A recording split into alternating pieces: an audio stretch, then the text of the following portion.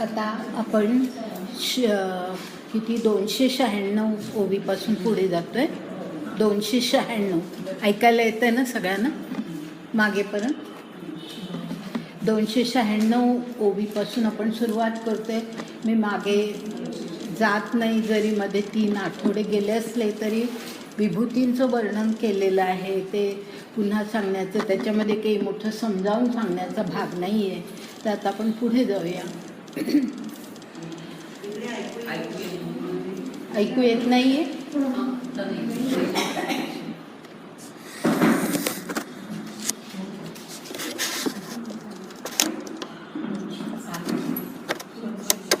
अरे बापरे, आत्ता नेमकी बॅटरी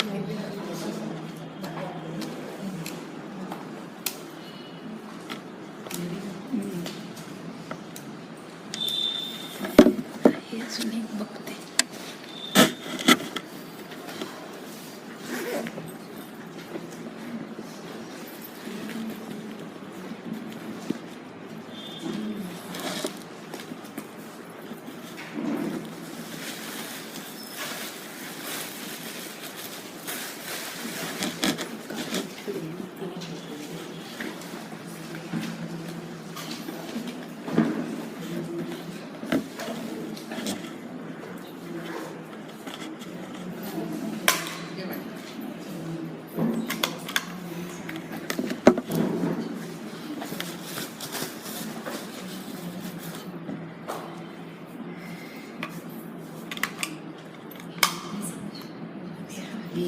चालू आहे की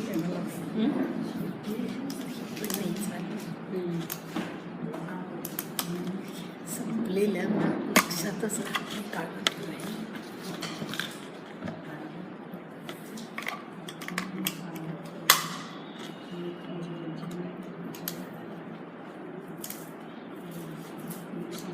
आज काही खरं नाही आहे.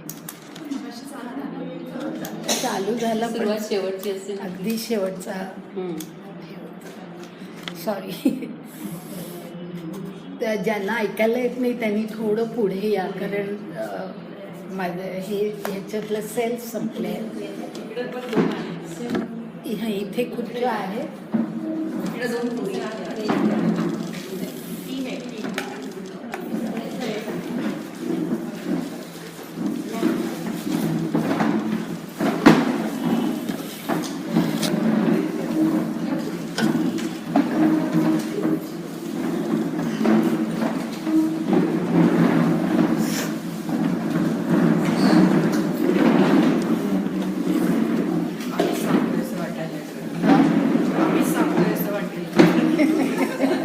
काय हरकत नाही, एखादा दिवस कधीतरी ठेवायचं आहे.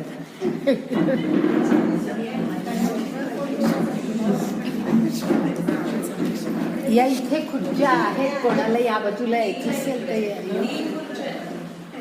हां ठीक आहे.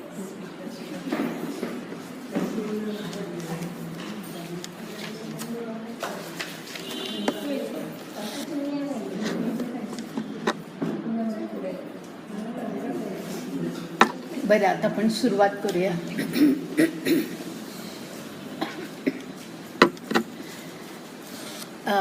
ह्या विभूतींचं वर्णन जे काही केलेलं आहे भगवंतानी, ते थोडं आता राहिलं आहे. तर शेवटचा भाग आता आपण पाहतो. तर 96 ओवी जी आहे त्या ओवीमध्ये असं म्हटलेलं आहे, अगा म्हणजे अर्जुनाला म्हणते भगवंत, अगाध दमीयतया माझारी अनिवार दंडू तो मी अवधारी, जो मुंगियेला लागोनी ब्रह्मावेरी नियमित पावे. दमितया माझारी ह्याचा अर्थ दमन करणाऱ्यांमध्ये, दमन करणं म्हणजे दंडनीती ज्याला म्हणतात, दंडनीती दमन करणं. त्या दंड ह्याचा अर्थच तो की दमन करणं. दमित या माझारी अनिवार दंडू तो मी अवधारी, म्हणजे अगदी जे काही नियंत्रणाच्या ज्या सगळ्या काही गोष्टी असतात, शासन व्यवस्था असते वगैरे वगैरे, पण त्या सर्वामध्ये दंडनीती जी असते ती दंडनीती, तुम्ही श्लोक जर पाहिला तर तिथे पहा, दंडनीती हा शब्द आहे. दंडो दमयतामसी नीतीही अस्मि असं म्हटलेलं आहे. तर त्या ठिकाणी नीती आणि दंड हे दोन्ही शब्द आहेत आणि ते आपण एकत्र इथे आपण घेऊ. तर अनिवार्य अशी जी दंड नीती असते, दंड ह्याचा अर्थ शासन करण्याची नीती, की जे काही आहे जे अनिवार्य शासन ज्याला म्हणता येतं, की अनिवार्य दंडू म्हटलंय त्याला, अनिवार्य शासन असं आपण म्हणू शकतो. की अनिवार्य शासन हे जे असतं ते मी आहे असं म्हटलेलं आहे. म्हणजे आता ह्याचा अर्थ असा की दंड हा फक्त राजानी प्रजेला करायचा असं नसतो. राजाला सुद्धा नियंत्रण, राजावरती सुद्धा नियंत्रण आवश्यक असतं. नाहीतर राजा वाटेल त्या प्रकारे राज्य व्यवस्था चालवेल, तर ते तसं होऊ नये म्हणून सर्व प्रकारची जी काही एक दंडनीती असते, म्हणजे काही एक नियम असतात आणि त्या नियमानुसारच सगळी राज्यव्यवस्था, अर्थव्यवस्था, सर्व समाज व्यवस्था ही त्या नियमानुसार चालली पाहिजे. जसं आता उदाहरणार्थ आपल्या आजच्या परिस्थितीचा विचार केला तर राज्यघटना ही दंडनीती आहे. त्याच्या आधारावरती कायदे केले जातात. पण मुख्यतः जी काही एक व्यवस्था लावलेली आहे ती घटनेने लावलेली, की काय असलं पाहिजे काय नसलं पाहिजे ते सर्व राज्यघटनेमध्ये सांगितलंय आणि मग त्या आधाराने पुढे कायदे केले जातात. तर दंडनीती ह्याचा अर्थ असा की मग त्यानुसार जो कोणी वागत नाही, मग राजासुद्धा जर त्या प्रकारे वागला नाही तर शासनाचा तो अधिकार आहे की राजांनी राज्य कसं करावं हे याचेही काही नियम असतात. युद्धाची सुद्धा नीती असते. आपल्याला माहिती आहे, आपण पहिल्यापासून हा उल्लेख केलेला आहे की युद्धाची नीती ह्या कौरव पांडव युद्धामध्ये युद्धाची नीती ही भीष्म जोपर्यंत सेनापती होते तोपर्यंत अत्यंत योग्य प्रकारे पाळली गेली. त्यानंतर मात्र ती नीती बाजूला सारली गेली. तर अशा प्रकारे हा जो अनिवार्य असं दंडनीती असते ते माझं स्वरूप आहे असं म्हटलंय. आणि त्याच्या पुढे असं म्हटलेलं आहे, म्हणजे राजा हा उल्लेख मी केला, पण या ठिकाणी उल्लेख काय आहे, मुंगिये लागोनी ब्रह्मावेरी नियमित पावे. म्हणजे मुंगीपासून ते ब्रह्मदेवापर्यंत सगळ्यांवरती नियंत्रण, ब्रह्मदेवावरती सुद्धा नियंत्रण. म्हणजे राजा हा तर कुठेच राहिला, पण ब्रह्मदेवावरती सुद्धा, म्हणजे जो सगळ्या सृष्टीचा निर्माण करता म्हटलं जातं त्याच्यावरती सुद्धा नियंत्रण असलं पाहिजे. त्यालाही दंडनीती लागू होते. ह्याचं कारणच असं की ह्याचं मूलतः कारण असं आहे की आपण ज्याला ब्रह्मांड म्हणतो, की ब्रह्मांड हा शब्द आपण फार सरावात आले असतो आपल्या, पण आपल्याला त्याचा नक्की अर्थ माहिती नसतो सर्वसाधारणपणे. ब्रह्मांड ह्याचा खरा अर्थ असा आहे की ज्याला आपण भू भुव स्वहा हे जे 3 लोक म्हणतो ना आपण गायत्री मंत्रामध्ये, भू भुव स्वहा असं जे आहे त्याच्यामधला भू म्हणजे पृथ्वी, भू म्हणजे अंतरिक्ष आणि स्वा म्हणजे स्वर्ग. तर अशा हे 3ही लोक जे आहेत, या 3ही लोकांमध्ये जे आहेत, मग आता ब्रह्मदेव हा अर्थात हा स्वर्गात, सगळेच देव हे स्वर्गामध्ये आहेत ही आपली कल्पना आहे. तर त्यांना सुद्धा दंडनीती लागू होते आणि म्हणून त्यांनी मुंगीसारख्या लहान कीटकापासून ते ब्रह्मदेवापर्यंत सर्वांना तो दंड, अनिवार्य असं दंडनीती लागू होते. ती दंडनीती म्हणजे माझं स्वरूप आहे असं म्हटलेलं आहे. कारण शासन हे असलंच पाहिजे, नाही तर मग बळी तो कानपिळी अशी अवस्था होते ना, की मोठा मासा लहान माशाला गिळतो. हे जर असं होतच राहिलं तर कोणालाच सुरक्षित वाटणार नाही आणि त्यामुळे काहीतरी योग्य प्रकारचं शासन आवश्यक असतं. आणि म्हणून ते जे शासन, ती जी दंडनीती ते माझं स्वरूप असं ईश्वराने म्हटलेलं आहे. आता पुढे आणखीन पुढच्या एका गोष्टीचा उल्लेख केलाय आणि तो असा केलाय, पै सारासार निर्धारितया धर्मज्ञानाचा पक्षू धरितया सकळ शास्त्रा माझी यया नीतिशास्त्र ते मी. म्हणजे नीतिशास्त्राबद्दल हा उल्लेख आहे. आणि त्याचा हे करत असताना मग हे सारासार निर्धारितया वगैरे हा सगळा उल्लेख केलेला आहे. हा जो नीतिशास्त्र हा जो शब्द आहे ना, जसं मगाशी दंडनीती हा शब्द आपण वापरला, तसा आता नीतिशास्त्र हा नीतिशास्त्र शब्द सुद्धा जो आहे तो अशा प्रकारचा आहे की त्याच्यामधलं क्रियापद जे आहे, धातू जो आहे मूळ, तो म्हणजे नी दीर्घ नी. आणि नी ह्याचा अर्थ सन्मार्गाकडे नेणं. हां, म्हणजे सन्मार्गाकडे नेणं हा नी ह्या धातूचा अर्थ आहे. आणि तो अर्थ लक्षात घेऊन नीतीचा अर्थ आपण पाहायचा की नीती याचा अर्थच असा की जी सन्मार्गाकडे नेते माणसाला, ती नीती. तर आता म्हणूनच मग आता अर्थात त्याला काय म्हटलं की सारासार निर्धारितया, म्हणजे ही नीती कशी असते तर सारासार विवेक ज्याला म्हणतात की चांगलं काय आहे, वाईट काय आहे, योग्य काय आहे, अयोग्य काय आहे, कर्म काय आहे, अकर्म काय आहे, हे ज्यामध्ये सांगितलं जातं ती नीती. सारासार विवेक नीतीमध्ये असतो. आणि दुसरं वैशिष्ट्य सांगितलेलं आहे ते म्हणजे धर्मज्ञानाचा पक्षू धरितया. म्हणजे नीती कशी असते की धर्मज्ञानावरती ती आधारित असते. धर्मज्ञानाचा पक्ष ती घेते, म्हणजे त्यासारखी ती असते. आणि धर्मज्ञान ह्याचा अर्थ, आता धर्म याचा अर्थ आपल्याला माहिती आहे असं मी गृहीत धरते की धर्म याचा अर्थ रीतिरिवाज नव्हे. धर्म याचा अर्थ कर्तव्यांची पद्धती, वागण्याची पद्धती, जीवनाची पद्धती म्हणजे धर्म. की आपण जीवन कसं जगायचं आहे, कोणी कसं असलं पाहिजे, हे सगळं ज्यामध्ये असतं त्याला धर्म असं म्हणतात. आणि ते ज्ञान, त्याबद्दलचं ज्ञान जे असतं त्याचा पक्ष घेणारं, म्हणजे त्या बाजूनी विचार करणारं, सारासार विचार करणारी नीती असते. आणि त्याचप्रमाणे धर्माच्या बाजूनी, म्हणजे धर्मज्ञान जे असतं त्या बाजूनी विचार करणारी अशी सकळ शास्त्रा माझी या नीतिशास्त्र ते मी. सगळ्या शास्त्रांमध्ये माझं जर माझी विभूती कोण असेल तर नीतिशास्त्र. कारण म्हणजे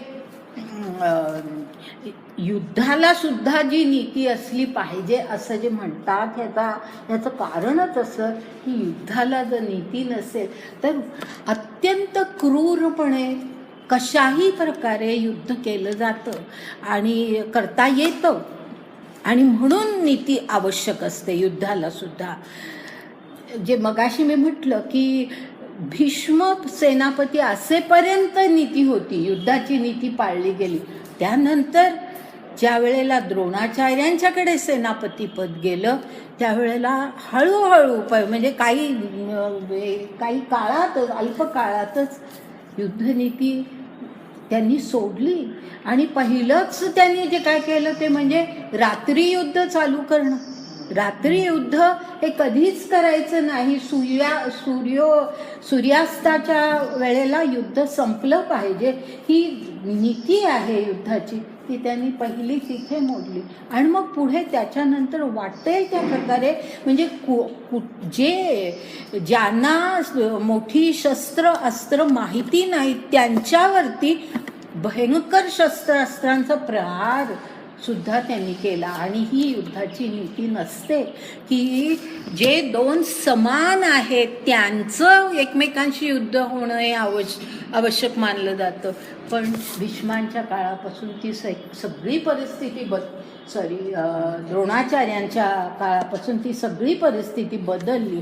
आणि मग पुढे तर अर्थातच पुढचे जे सेनापती आले, कर्ण आला, हे सगळंच म्हणजे अशा प्रकारे पुढच्या संबंध ते कौरव पांडव युद्धामध्ये कशालाच नीती राहिली नाही. कुठल्याही पक्षाकडून अर्थातच कौरवांकडून जास्त प्रमाणामध्ये नीती मोडली गेली, युद्धनीती. तर अशा प्रकारे युद्धाला सुद्धा नीती आवश्यक आहे आणि म्हणून अशी जी नीती ते माझं स्वरूप आहे, ती माझी विभूती आहे असं म्हटलेलं आहे. त्यानंतर पुढे म्हटलंय आता आघवियाची गूढा आतू. तर गूढा आणि आतू जोडून घ्यायचा म्हणजे अर्थ बरोबर कळतो. आणि म्हणूनच तिथे पहा एक रेघ दिलेली आहे. आघवियाची गूढा आतू मान ते मी सुहाडा सॉरी चुकून म्हटलं मी. मौन ते मी सुहाडा म्हणून न बोलत या पुढा स्रष्टाही नेण होय.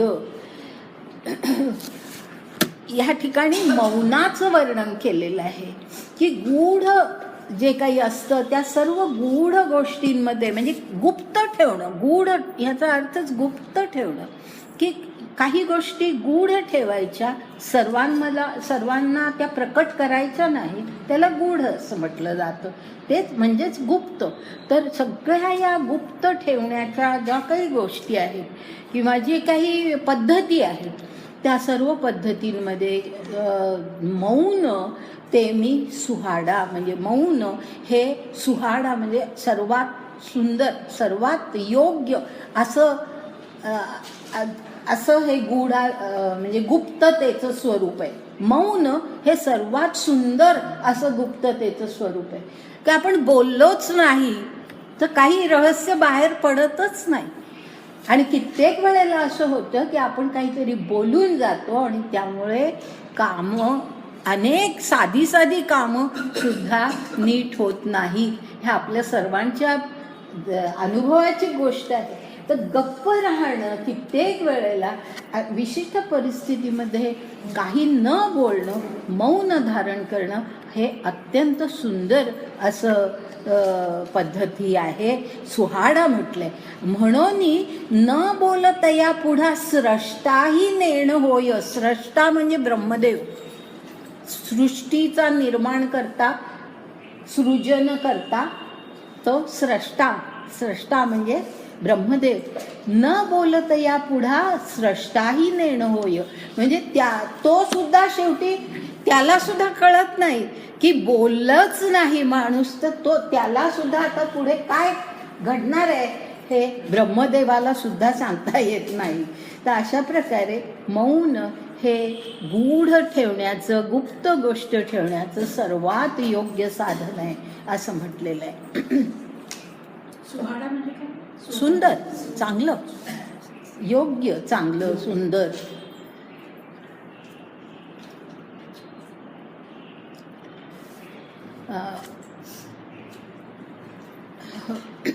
पुढे अगा ज्ञानियांचा ठाई ज्ञान ते मी पाही. आता असो हे आता पुढचं जे आहे ना ते आपण नंतर घेऊ. ज्ञानियांच्या ठाई ज्ञान ते मी असं म्हटलंय. तिथपर्यंत ते विभूतीचं वर्णन आहे. म्हणजे ज्ञानी लोकांचं जे ज्ञान असतं ते ज्ञान म्हणजे मी असं भगवंत, की त्यांचं जे ज्ञान असतं, ज्ञानियांचं ज्ञान, ते ज्ञान म्हणजे मी. आणि या ठिकाणी ज्ञान ह्याचा किंवा ज्ञानी ह्याचा योग्य अर्थच घ्यायचा. आपण ज्याला व्यवहारामध्ये ज्ञान म्हणतो ते नाही. ह्या ठिकाणी ज्ञान ह्याचा अर्थ जीव, जगत आणि जगदीश ह्यांचं जे स्वरूप असतं त्याविषयीचं ज्ञान. जीव, जगत आणि जगदीश. जगाचा ईश, जगताचा ईश, जगदीश. जीव, जगत आणि जगदीश यांचं स्वरूप. आणि नुसतं तेवढंच नव्हे तर त्यांच्या परस्पर संबंधांचं स्वरूप. त्यांच्या परस्पर संबंधांचं स्वरूप की जीव, जगत आणि जगदीश यांचे परस्पर संबंध काय आहे.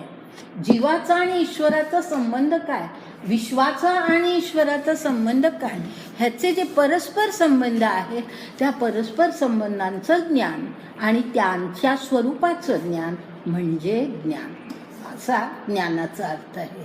आणि असं ज्ञान हे माझी विभूती आहे असं भगवंताने म्हटलेलं आहे. इतकं आता सांगितल्यानंतर पुढे काय म्हणतात भगवंत, आता असो हे यया काही पार न देखो.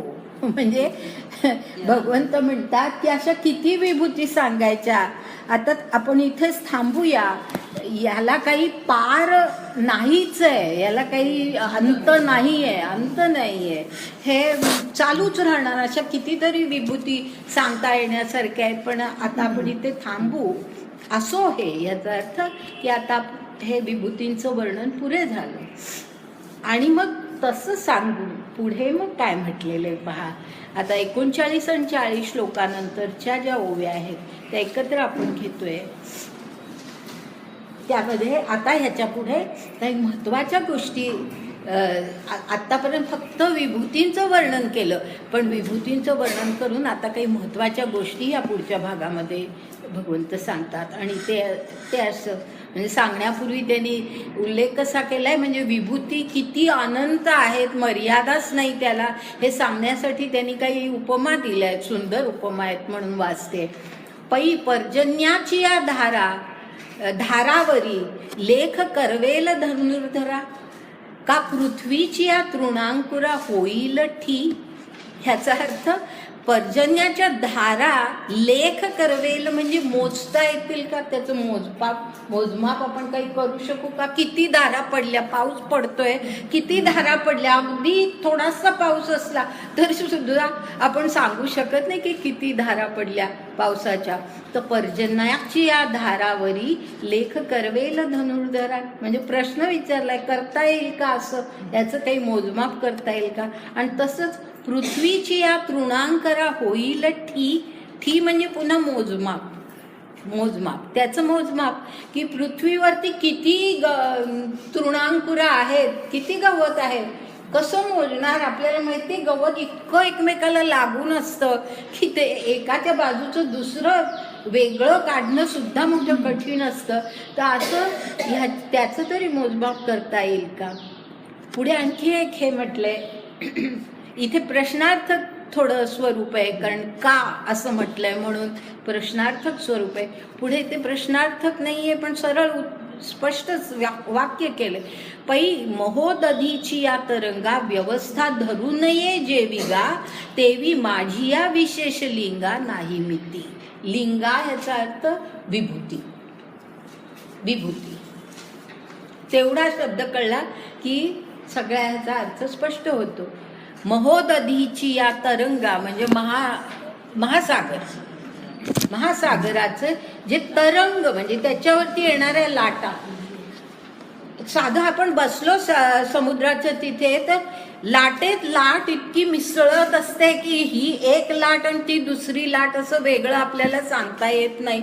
आणि म्हणून म्हटलंय की महोदधीची या तरंगा व्यवस्था धरू नये जेविगा, म्हणजे ज्याप्रमाणे अर्जुना ह्या महासागरावरच्या लाटा व्यवस्था धरू नये याचा अर्थ मोजता येणं शक्य नसतं, त्याचप्रमाणे तेवी माझी या विशेष लिंगा नाही मिती, म्हणजे मिती याचा अर्थ मोजमाप. त्या माझ्या विभूतींचा किंवा मर्यादा नाही, अंत नाही, मिती नाही, मोजमाप त्याचं करताच येत नाही. ऐशी आहे 7-5 प्रधाना विभूती सांगितली या तुझं अर्जुना. 7-5 म्हटल्या म्हणजे इतक्या विभूती सांगितल्या आहेत आतापर्यंत. कितव्या श्लोकापासून ते 38व्या श्लोकापर्यंत फक्त त्याचंच वर्णन आहे. तर ऐशी आहे 7-5 प्रधाना विभूती सांगितली या तुझा अर्जुना, तो हा उद्देश जोगा मना हाच गमला. म्हणजे तू विचारलं होतंस विभूती सांग, आणि त्या उद्देशाने मी आपलं तुला कळावं की श्रेष्ठ विभूती कोणत्या माझ्या, हे तुला कळावं म्हणून मी त्या सांगितल्या. येरा विभूती विस्तारासी काही येथ सर्वथा लेख नाही, म्हणून परिससी तू काही आम्ही सांगू किती. म्हणजे येरा येथे याचा अर्थ खरं म्हणजे ह्या ज्या सगळ्या विभूती आहेत ते खरं म्हणजे या सगळ्या विभूतींचा विस्तार एवढा काही भयंकर आहे की त्याला सर्वथा लेख नाही, म्हणजे त्याची मोजणी करणंच शक्य नाही. म्हणून परिससी तू काही आम्ही सांगू किती, म्हणजे मी सांगायच्या किती आणि तू ऐकणार किती, असं. परिससी म्हणजे तू ऐकणार किती, ऐकणं. परिसणे म्हणजे ऐकणं. तर परिससी तू काही म्हणजे तू किती अशा ऐकशील आणि आम्ही किती अशा सांगू शकू. या लागी एकी हेळा तुझ दाऊ आता वर्म निज, सर्व भूतांकुरे बीज विरुडत असे ते मी.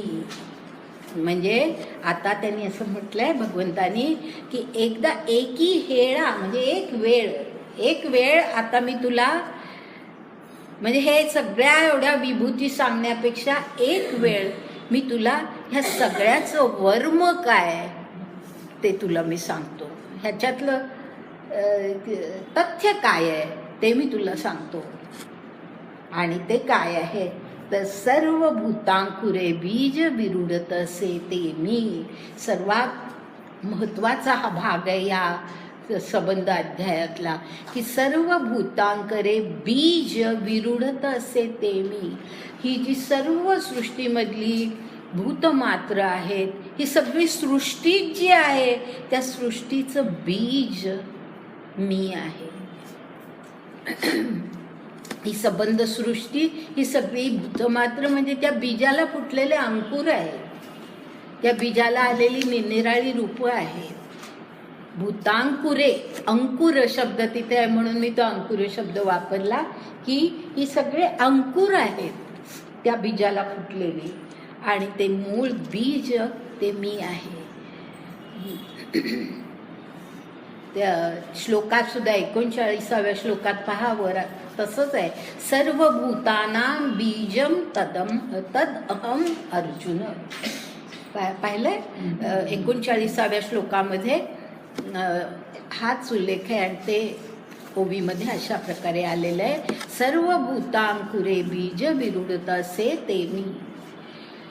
म्हणून साने हाही अतिशय महत्वाचा भाग आहे. हा संबंध आता जो जवळजवळ याच्या पुढे येणारा सर्व भाग हा खूप महत्वाचा आहे. संबंध अध्यायामध्ये भगवंताला जे सांगायचं आहे ना ते हे सांगायचं आहे.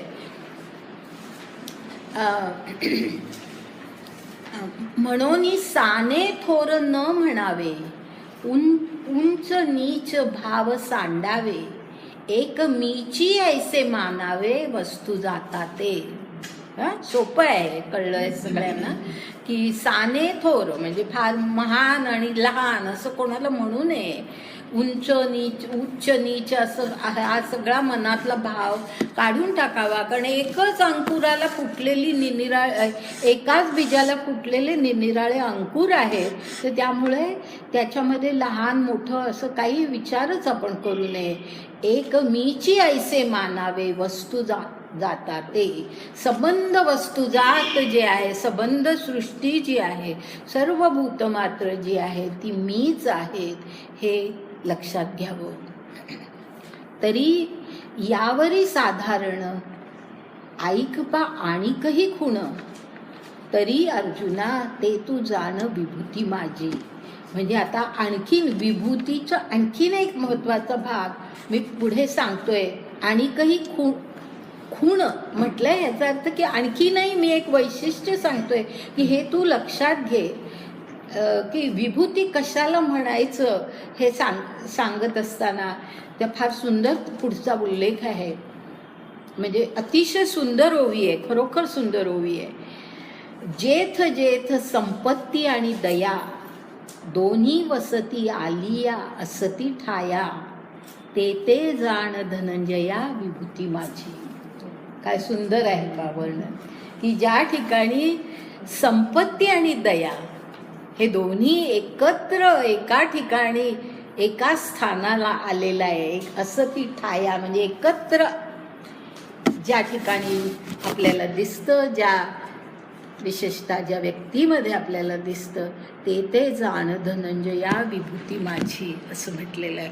म्हणजे ती माझी खरी विभूती आहे हे धनंजया तू लक्षात घे. अशी अनेक उदाहरणं आपल्याला सांगता येतील. आपल्या समाजामध्ये अशी उदाहरणं आहेत की संपत्ती आणि दया दोन्ही एकत्र असणं. आणि मला ही ओवी वाचताना ना मला एक आठवण झाली म्हणून सांगते. आणि मला खरोखरच म्हणजे आज सकाळी वाचत होते, माझ्या डोळ्यामध्ये त्यावेळेला पाणी आलं.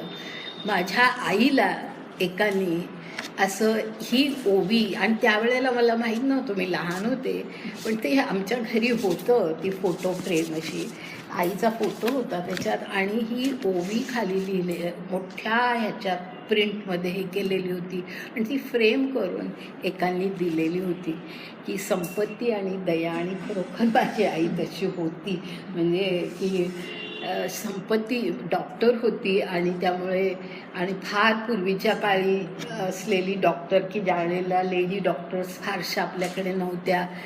म्हणजे भारतातच लेडी डॉक्टर्स फार कमी होत्या. अगदी सुरुवातीचा जो काळ त्यातली माझी आई होती. आणि त्यामुळे भरपूर प्रॅक्टिस होती. पण ती प्रॅक्टिस म्हणजे आमच्या घरात त्यातलं फारच थोडं यायचं, तरी ते भरपूर होतं. पण इतकी कुटुंब तिने पोचली होती की माझी आई वारली त्यावेळेला मी इथे नव्हते, मी अमेरिकेत होते. पण ज्यांनी ते पाहिलं त्यांना माहिती आहे की अक्षरशः सबंध रस्ता भरला होता. आणि अनेक लोक, म्हणजे अनेक अशी कुटुंब आली होती की आम्हाला सगळा आधार, आमचं सगळं जीवन म्हणजे बाई होत्या असं.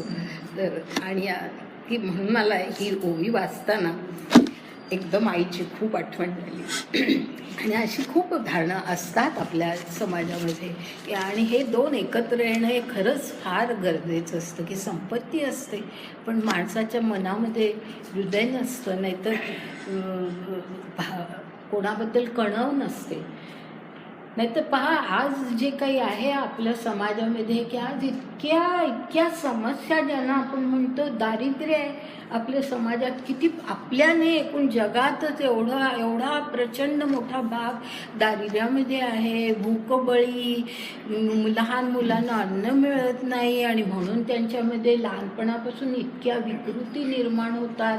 हे सगळं जे काही घडतं आहे ह्याला काही आपल्या जगामध्ये त्यांना पुरेल एवढा साधन संपत्ती नाही असं म्हणू शकू का आपण? आपल्याच देशाचा आपण विचार करू की आपल्या देशामध्ये एवढी साधन संपत्ती नाही. आज जे काही संपत्तीचं प्रदर्शन चाललेलं असतं त्याच्याऐवजी त्यातला थोडा भाग अशा गरजू लोकांना दिला. आज म्हणजे अगदी उदाहरण, अगदी आत्ता 2-3 दिवसांपूर्वी पेपरमध्ये वाचलं आणि मला खरोखर असं मनामध्ये हे आलं की काय आपण कुठे चाललोय. ते शिवाजीचं सिंहासन 40 मणाचं सोन्याचं आज करण्याची गरज आहे. ते 40 मन सोन्याला जे काही तुम्ही पैसा घालणार त्या पैशाचा किती चांगला उपयोग आपल्या देशामध्ये आज आवश्यक आहे. आणि तो न करता त्या शिवाजीचं कर्तृत्व कुठे बाजूलाच राहिलं, त्याचा विसरच पडलेला आहे. फक्त काहीतरी जात एवढंच फक्त त्याचीच आठवण ठेवली जाते. आणि काहीतरी अशा प्रकारचं जे काही आपल्या समाजात चाललेलं आहे हे फार अतिशय चुकीच्या दिशेला आपण जातो. आणि ही ओवी ही खरोखर मार्गदर्शक ओवी आहे. संपत्ती आणि दया दोन्ही वसती आलिया असती ठाया. काय म्हणून मी त्याला सुंदर म्हणते की खरंच की ज्यांच्याकडे आहे ना कुठल्या रूपात आपल्या घरी काम करणाऱ्या नोकरांची सुद्धा गरज, त्यांच्या अडचणी आपण जाणू शकत नाही, त्यांना आपण काही करू शकत नाही. त्यांनी नाही फेडलं, त्यांनी नाही जाण ठेवली त्याची तरी हरकत नाही, पण आपण जे काही करू शकतो ते करायला काय हरकत आहे त्यांच्यासाठी, ते पण केलं जात नाही. आणि कुठेतरीच संपत्ती सगळी चाललेली आहे. आणि थोडा हे होतो, वेळ जातो ह्याच्यामध्ये, पण मी तुम्हाला खरंच सांगते की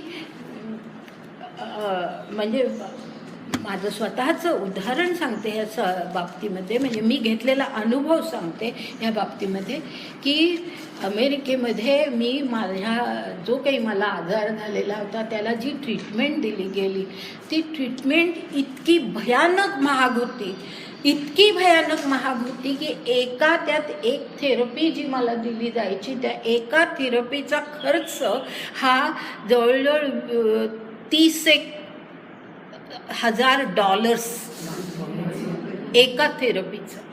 आणि पहिल्यांदा तर मला लागून 6 आठवडे की ट्रायल म्हणून की त्याचा उपयोग होतोय की नाही बघण्यासाठी, अशा 6 आठवडे मला लागून त्या दिल्या गेल्या.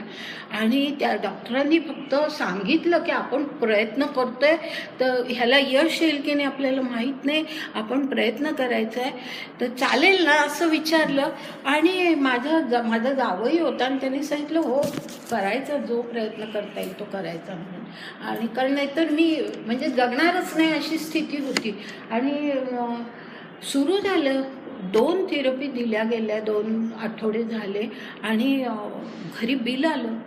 आणि ते बिल मला दाखवलं नाही या लोकांनी, म्हणजे माझ्या जावयांनी आणि मुलींनी, पण ते असं टेबलावरती पडलेलं होतं.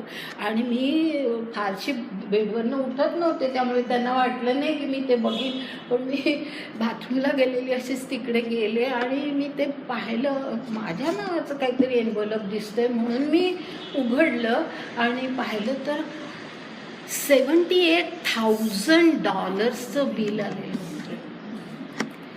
म्हणजे सांगते, मला अजूनही ती आठवण अशी येते की असं वाटलं पळून जावं. मी घरी माझी मुलगी आली तेव्हा तिला सांगितलं उद्या मी इंडियाला जाणार, मला ही ट्रीटमेंट नको, माझं काय व्हायचं ते होऊ दे, पण मी तर खर्च करूच शकत नाही, पण तुम्ही सुद्धा माझ्यासाठी असा खर्च करण्याची गरजच नाही आहे, मी जगले खूप, काही गरज नाही. आणि असं त्यावेळेला मला मुलीने माझ्या समजूत घेतली की आई अगं हे बिल येऊन झाले आता 4-5 दिवस, आम्ही प्रयत्न करतो की काय फायनान्शियल एड आपल्याला मिळू शकेल, आम्ही दोघंही प्रयत्न करतो त्याच्यासाठी. आणि माझी मुलगी तर हॉस्पिटलमध्येच काम करणारी, तिला तर या सगळ्या गोष्टी माहिती, खूप प्रकारे ते प्रयत्न करत होते. आणि असं असताना एक आणखी 4 दिवस गेले असतील आणि घरी फोन आला. आणि त्यावेळेला नशिबाने माझा जावई तिथे होता आणि त्यांनीच तो फोन घेतला. आणि त्या फोनवरती त्यांनी सांगितलं की असं बिल पेंडिंग आहे, तर when are you going to pay it. तर माझा जावई म्हणाला की, म्हणजे मग मी तिथे होते जवळ, पाणी प्यायला आले होते म्हणून मी ते ऐकलं. आणि त्यावेळेला तो सांगत होता की आम्ही असं प्रयत्न करतो आहे फायनान्शियल एडचा. तर जी कोण बोलत होती बाई, तिने विचारलं की काय तिची काय हे आहे, फायनान्शियल कंडिशन काय आहे, तिचे एकूण बॅकग्राऊंड सगळी मला सांग म्हणून. तर त्यांनी सांगितलं की she is a widow, she doesn't have that much money, आणि म्हणून आम्ही प्रयत्न करतो आहे काहीतरी हे करायचा वगैरे, काय तो सांगत होता आणखी. तर सगळंच विचारलं, म्हणजे ती राहते कुठे, कशी, मग तिचा खर्च कसा केला जातो, मग तिलाही किती मिळतो, मला थोडंफार अमेरिकन सोशल सिक्युरिटीचे काही पैसे मिळायचे, पण ते अगदीच मामूली होते. तर सांगितलं सगळं त्याने. आणि ते ऐकल्यानंतर त्याच फोनवरती, म्हणजे केवढी अथॉरिटी असते पहा या बोलणाऱ्या माणसांना, नाही तर आपल्याकडे टेलिफोन कॉल्स जे काय असतात ते कसे असतात. आणि त्याच फोनवरती त्या बाईने सांगितलं की you need not pay it, the bill is cancel, आणि you will receive 1 more letter now saying that it is cancel. आणि तिने सांगितलं की ह्याच्या पुढे तिला भरावं लागणार नाहीत पैसे, कारण it's a matter of her survival and we give more importance to that. We want her to see her living. आणि म्हणून तिने काही पैसे द्यायचे नाही आहे. आणि मग हॉस्पिटलने स्वतःहून त्या कंपनीला कळवलं ज्या कंपनीकडनं ते थेरपीचं औषध यायचं त्यांना कळवलं की अशी केस आहे तर तुम्ही काही करू शकता का म्हणून. त्याच ह्याच्यावरती त्या कंपनीने आमच्या घरीही फोन केला आणि त्या हॉस्पिटललाही कळवलं की 2 वर्ष तिला फ्री ऑफ चार्ज हे औषध. Can you believe? म्हणजे आणि हे सगळं म्हणजे मला नंतर तो फोन आलेला नंतरचा त्या ह्यानी औषध फ्री मिळालं वगैरे ते नंतर मला डॉक्टरकडनं कळलं. पण आधीचा फोन मला कळलं म्हणजे जावयाने सांगितलं असं सांगितलं की बिल सगळं कॅन्सल आहे. म्हणजे मला खरोखर मी खरं ऐकते का हा सगळा भास आहे इतकं मला झालं. आणि नंतर मग सगळं म्हणजे त्यावेळेला माझी कंडिशन अशी होती की मी फार ते विचारही करू शकत नव्हते आणि विचारूही शकत नव्हते. मला बोलताच येत नव्हतं. हिने पाहिलं आवाजच फुटत नव्हता. डॉक्टरांशी सुद्धा मी बोलू शकत नव्हते. आवाजही गेला होता पूर्ण आतमध्ये, सूज आली होती सगळी. तर नंतर सगळं झाल्यानंतर मी विचारलं की हे सगळं कसं घडतं म्हणून. त्यावेळेला मला म्हणजे जावयानी त्या हॉस्पिटलमध्ये असलेले बोर्ड्स दाखवले. तिथे कुठेही कोणी किती पैसे दिले ह्याचा काहीही उल्लेख नव्हता. फक्त उल्लेख होता की ह्या डॉक्टरनी आम्हाला ट्रीटमेंट दिली. म्हणजे काही अशा केसेस होत्या की the patient is not living, died even after the treatment, पण तरीसुद्धा त्या डॉक्टरला एवढी ट्रीटमेंट दिली म्हणून त्याला थँक्स म्हटलं होतं. आणि ते जे काही फक्त 2 वाक्य जी हे केली होती ती तेवढी लिहिली होती. त्या माणसाचं नाव नाही, डॉक्टरचं नाव नाही, अगदी क्वचित कुठेतरी डॉक्टरची नावं होती. पण आणि असे कित्येक थाउजंड्स ऑफ डॉलर्स हे ज्यूइश श्रीमंत लोक त्या हॉस्पिटलला द्यायचे. ते ज्यूइश लोकांचा संबंध, ते लॉंग आयलंड ज्यूइश इन्स्टिट्यूट असं ते होतं फॉर ॲडव्हान्स रिसर्च असा प्रकारचं. आणि अशी लोक मदत करतात की ज्या ठिकाणी स्वतःचं नावसुद्धा लिहिलं जात नाही कुठे. नाही तर आपल्याकडे लगेच पहिला आमच्या नावाचा बोर्ड लावा हे असतं. कुठेही उल्लेख नाही आणि एवढा पैसा दिला जातो हे. आणि त्यामुळे म्हणजे आज मी तर जगले, असे कित्येकांना उपयोग होत असेल ना, कित्येकांना होत असेल. आणि तिथे अशी मॅगझिन्स ठेवलेली असायची. एकदा मी सहज एक मॅगझिन घेतलं होतं आणि असे माझ्यासारखंच डिसीज झालेल्या काही लहान मुलांचे अनुभव आणि काहींचे अनुभव मला वाचताना मला वाचले ना, मी ठेवून दिलं ते की म्हणजे it's a death, nothing else. अशा प्रकारचं जीवन. नाहीतर अर्थात तरी खात्री नव्हत्या की ह्याचा उपयोग होईल की नाही याची खात्री नसताना मला त्यांनी ट्रीटमेंट दिली. आणि ज्या वेळेला माझी सगळी ट्रीटमेंट संपली आणि मी परत इथे यायला निघाले तेव्हा डॉक्टरला जेव्हा भेटले त्यावेळेला ते डॉक्टर ॲलन म्हणून होते, वर्ल्ड नोन पर्सन. म्हणजे नाव इज रिटायर्ड. त्याच वेळेला ते जवळजवळ 75 वर्षाचे होते मला ट्रीटमेंट देताना. तर त्यांनी मला म्हटलं की I have seen you are as a luckiest person who survived. ह्या ट्रीटमेंटनी सुद्धा माणूस जगतो असं नाही, पण तू लकी आहेस म्हणाले माऊलीनं. खरंच म्हणजे मला असं ओढूनच काढलं. म्हणजे अशा सगळ्या ह्याच्यातून असं उचलून मला नेलं की बेस्ट डॉक्टर मिळाला, बेस्ट हॉस्पिटल मिळालं, बेस्ट ट्रीटमेंट मिळाली सगळ्या. आणि त्या ट्रीटमेंटचा मला उपयोग झाला. आणि माझ्या जावयानी तर खरंच सांगते ग्रीक आहे, तो ग्रीक मुलगा आहे. आणि म्हणजे तसं त्यांच्या लग्नाला 2-3 वर्ष झालेली. म्हणजे मी त्याला इतकी नवीन, तो मला इतका नवीन. पण त्यांनी माझ्यासाठी जे काय केलं की माझा मुलगा असता तर मुलाने सुद्धा केलं असतं की नाही मला खात्री नाही. अक्षरशः मला बेडवरनं उचलून आधी बसवायचा, मला आधी थोडंसं खायला लावायचा, कारण सबंध दिवस तिथे जायचा म्हणून आणून द्यायचा हातामध्ये. आणि मग मला गाडीत बसवायचा, गाडीतून घेऊन जायचा. आणि ती थेरपी जेव्हा चालू असायची तेव्हा मला हे दिलेले असायचं औषध गुंगीत असायची मी, तर तो असा माझ्या शेजारी बसलेला असायचा. रात्री संध्याकाळी म्हणजे कित्येक काही वेळेला बराच उशीर व्हायचा, ते सगळं करून मला घेऊन घरी यायचा. आणि असं, आणि सुट्टीचे दिवस बदलले. सुट्टी फक्त माझ्यासाठी ठेवायचं, आठवड्याची सुट्टी कोण करेल सांगा.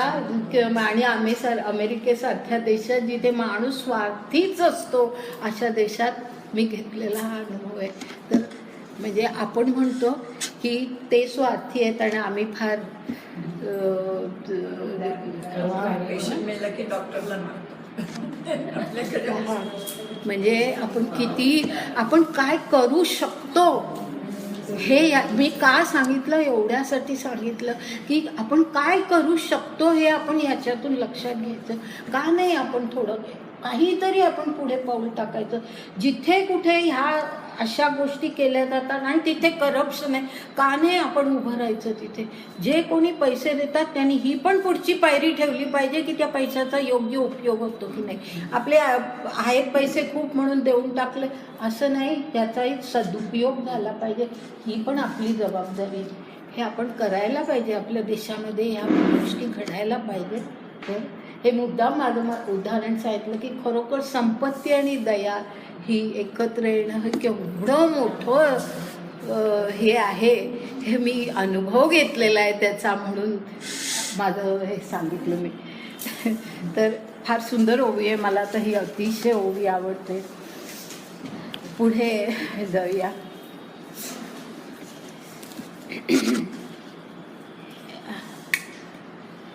तर अशा प्रकारे आता ते सांगतात की तू एवढंच आता फक्त लक्षात ठेव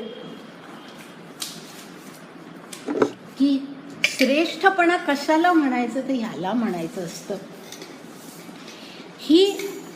ह्याला श्रेष्ठपणा सुद्धा का म्हणायचं असतं हे आपण लक्षात घ्यायचं की हा श्रेष्ठपणा म्हणजे केवळ दान करण्याची आपली पात्रता आणि म्हणून आपण दान केलं म्हणून श्रेष्ठपणा नव्हे. हा श्रेष्ठपणा काय आहे माहिती आहे की आपण ह्या जगामध्ये माणूस म्हणून जे आपण जगतो आहोत, जे जीवन आपल्याला मिळालंय ते जीवन अशासाठी मिळालेलं आहे की आपल्या आत्म्याचा विकास व्हावा. आणि आत्मविकास हा अशा प्रकारे होत असतो, असा आत्मविकास साधायचा असतो. तर हे आत्मविकासाच्या दृष्टीने हे अत्यंत महत्त्वाचा असा हा भाग आहे. आणि म्हणून त्याला विभूती म्हटलंय. त्याला विभूती म्हटलंय. हे आत्मविकासाचं असा जो माणूस असेल त्याचा आत्मा हा विकसित आत्मा आहे, हे आपण लक्षात घ्यायचं. पुढे जाऊया 42 श्लोकानंतरच्या ओव्या. अथवा एकले एक बिंब गगनी तरी प्रभा फाके त्रिभुवनी तेवी एकाकियाची सकळ जनी आज्ञा पाळीजे. म्हणजे आता आणखी एक, जसं आता एक वैशिष्ट्य सांगितलं की माझी विभूती काय, तर संपत्ती आणि दया दोन्ही एकत्र असणं, ती माझी विभूती. आणि तसंच आता आणखी एक पुढचं सांगतात की असं कधीतरी असतं की पहिलं उदाहरण दिलं की एकले एक बिंब गगनी तरी प्रभा फाके त्रिभुवनी. म्हणजे एकच सूर्य, आकाशामध्ये एकच सूर्यबिंब असतं पण संपूर्ण जगामध्ये त्याचा प्रकाश पसरतो. त्रिभुवनी म्हटलंय, त्रिभुवनी त्याचा प्रकाश जातो. तेवी एकाकियाची सकळ जनी आज्ञा पाळीजे. म्हणजे एखादा असा असतो की ज्याची आज्ञा सकळ पाळीजे. असा कोणी असतो की त्याची आज्ञा कोणी नाकारत नाही, ती आज्ञा शिरसावंद्यच मानली जाते, त्याची आज्ञा सगळेजण पाळतात.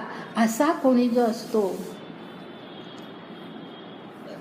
म्हणजे हे जे आहे ना, ह्याला खरं म्हणजे ऐश्वर्य म्हणतात. हे खरं ऐश्वर्य, ह्याचा अर्थ हा आहे. ऐश्वर्य, आपण ऐश्वर्य ह्याचा अर्थ नेहमी संपत्तीशी जोडतो. ऐश्वर्य म्हणजे संपत्तीचा खूप मोठी संपत्ती असणं म्हणजे ऐश्वर्य नव्हे. ऐश्वर्य म्हणजे खरी सत्ता, आणि अशी सत्ता की सगळेजण ज्याची आज्ञा पाळतात अशी सत्ता. सत्ता म्हणजे सिंहासनावर बसणाराची सत्ता नव्हे, ज्याची आज्ञा सगळे पाळतात त्याची सत्ता जी असते ते खरं ऐश्वर्य असतं. आणि ह्याचं सर्वात उत्तम उदाहरण म्हणजे श्रीकृष्ण. श्रीकृष्ण हे याचं उत्तम उदाहरण आहे की श्रीकृष्णाचे जे 6 गुण सांगितले जातात, त्या 6 गुण आपण पाहिलेले आहेत 3ऱ्या अध्यायामध्ये. त्या 6 गुणांपैकी एक गुण ऐश्वर्य आहे. आणि ऐश्वर्य याचा अर्थ संपत्ती नव्हे किंवा सिंहासनावरची सत्ता नव्हे, कारण श्रीकृष्ण कधीच कुठल्या सिंहासनावर बसलेलाच नाहीये.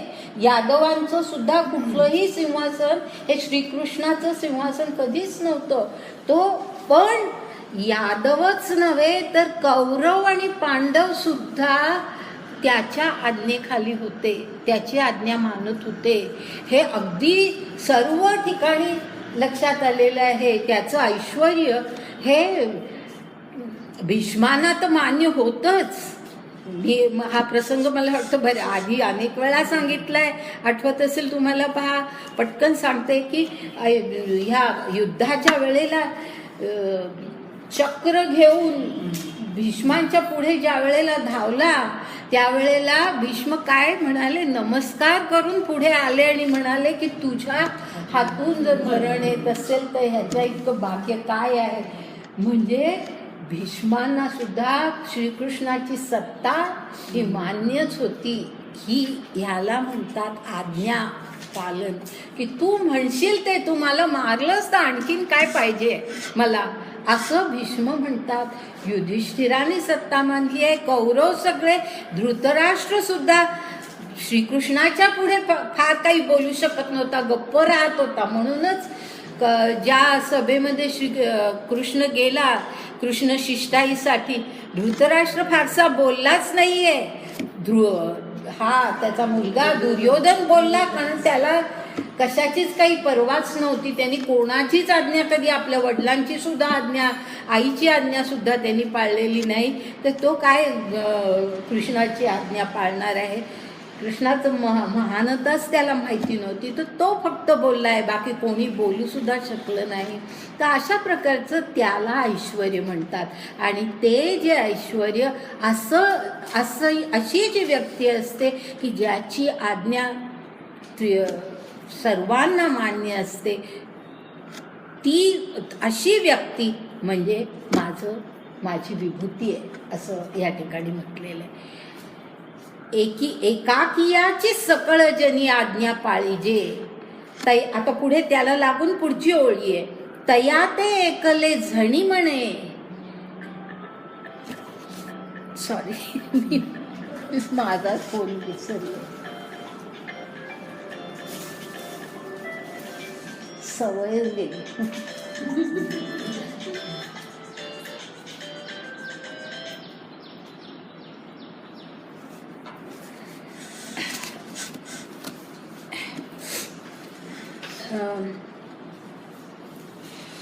तर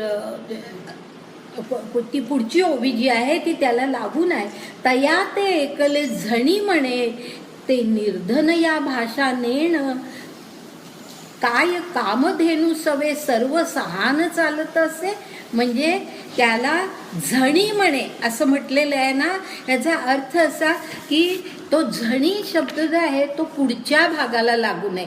ते निर्धन या भाषा नेणं म्हणजे तो जरी निर्धन असला, त्याच्याकडे संपत्ती नसली, तो निर्धन असला तरी सुद्धा त्याला निर्धन अशी भाषा सुद्धा म्हणण्यात तू म्हणू नको. झणी म्हणे म्हणजे तू ते असे विचार रक्कन डोक्यातून काढून टाक, तुझ्या मनातून असे विचार काढून टाक की ह्याला काय विभूती म्हणायचं, हा निर्धन आहे असं तू मनात सुद्धा आणू नको.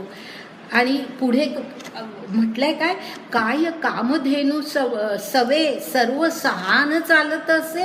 म्हणजे जी कामधेनू, आता असा जो माणूस असतो की तो सत्ताधारीच असतो, तो अत्यंत ऐश्वर्यवान असतो, त्याची आज्ञा सगळे पाळत असतात, पण तो निर्धन असला तरी सुद्धा काही हरकत नाही. कारण आपलं धन दाखवण्याची त्याला गरज नाही.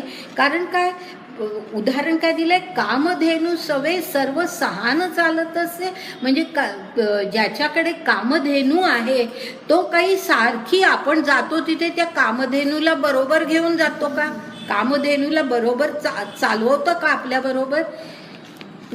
चालवण्याची गरजच नसते. का नसते? तर पुढे पहा, तिये ते जे जे धवा जो मागे ते ते एक सरेची प्रसवो लागे, देवी विश्वविभवतया अंगे होऊनी आहाती. म्हणजे जे काही तो मागतो ते सगळं मुळी ती कामधेनू त्याला, ती कुठेही असू दे, ती त्याला देतच असते ना.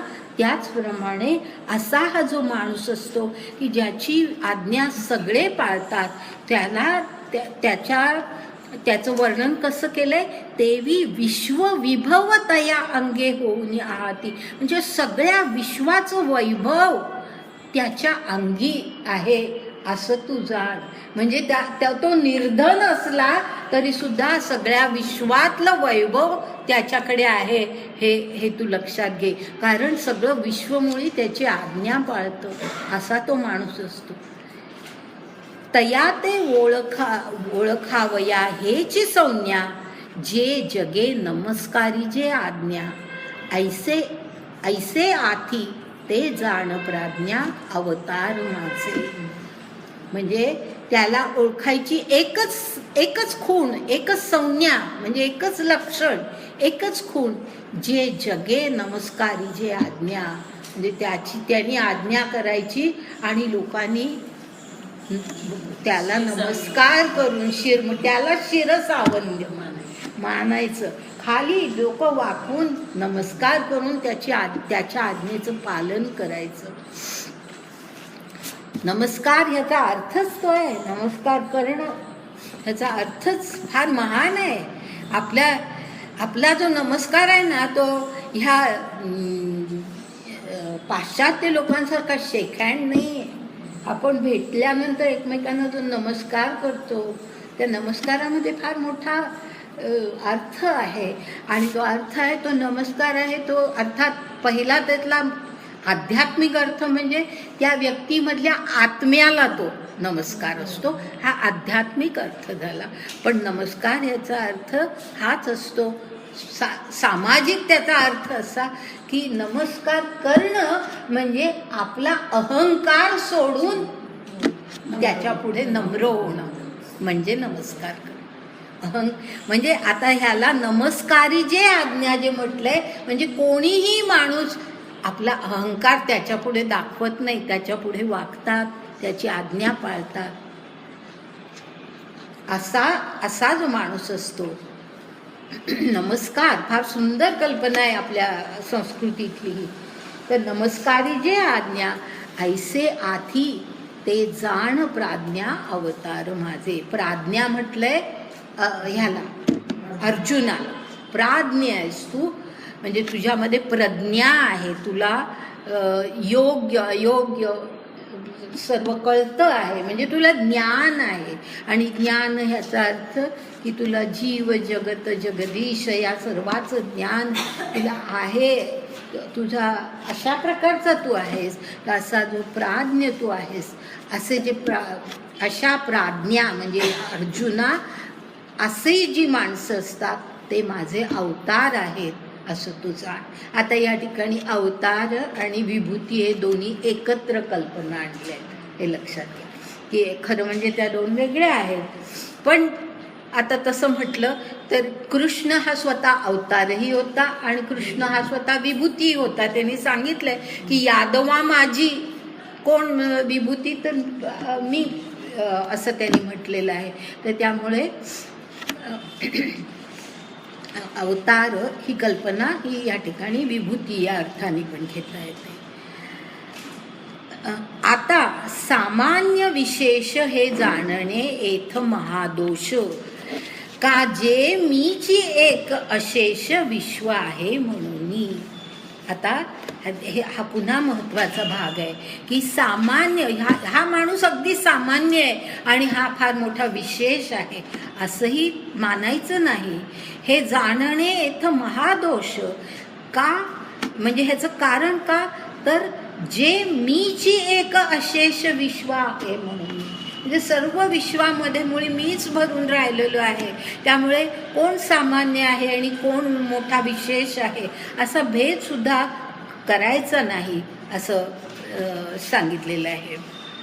तरी आता साधारण आणि चांगू ऐसा कैसेनी कल्पावा विभागू वाया आपुलियेची मती वंगू भेदाचा लावावा. म्हणजे अशा प्रकारे आपल्या बुद्धीला भेदाचा दोष, भेद करणं हाच मुळी दोष आहे. वंगू म्हणजे दोष.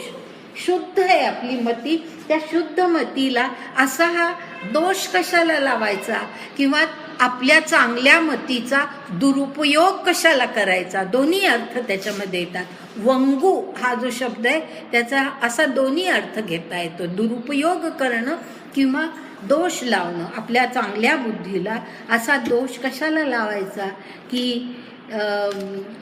एक साधारण आहे आणि एक फार चांगलं आहे असे दोन वेगळे विभाग करायचे. असा दोष आपण असा हे करणं, भेद करणं हे योग्य नाही. तर आपल्या मतीला, आपल्या बुद्धीला असा बुद्धीचा असा दुरुपयोग करू नये. आणि ते सांगण्यासाठी उपमा दिली आहे. एरवी तरी तूप कासया घुसळावे. म्हणजे तूप हे आधी सगळं घुसळून लोणी काढून ते कडवून तूप तयार केलेलं आहे. आता त्याला आणखीन काय घुसळायचं आहे, म्हणजे त्याच्यातून आणखीन चांगलं काय निघणार आहे. तर एरवी तूप कासया घुसळावे अमृत का रांधुनी अर्धे करावे. म्हणजे शिजवून शिजवून ते आटवायचं. दूध जसं आपण आटवतो तसं काय अमृत आटवायचं का. तर अमृत का अर्धे करावे. हा गा वायुसी काय डावे उजवे अंग आहे. वाऱ्याला काय डावं उजवं असं काही अंग आहे का. पै सूर्यबिंबासी पोट पाठी पाहता नासेला आपुली दिठी. कुठून पाहणार सूर्याची पाठ पाहण्याचा प्रयत्न आपण केला, आपलीच दिठी नासून जाईल. तेवी माझा स्वरूपी गोठी सामान्य विशेषाची नाही. म्हणजे माझं स्वरूप सगळ्यांमध्ये माझं मी आहे. तर त्यामुळे या माझ्या सगळं माझं स्वरूप आहे. तर त्यामुळे सामान्य विशेष ही गोष्टच करायची नाही. गोठी म्हणजे ही गोष्टच टाकून द्यायची, ही गोष्ट योग्यच नाही.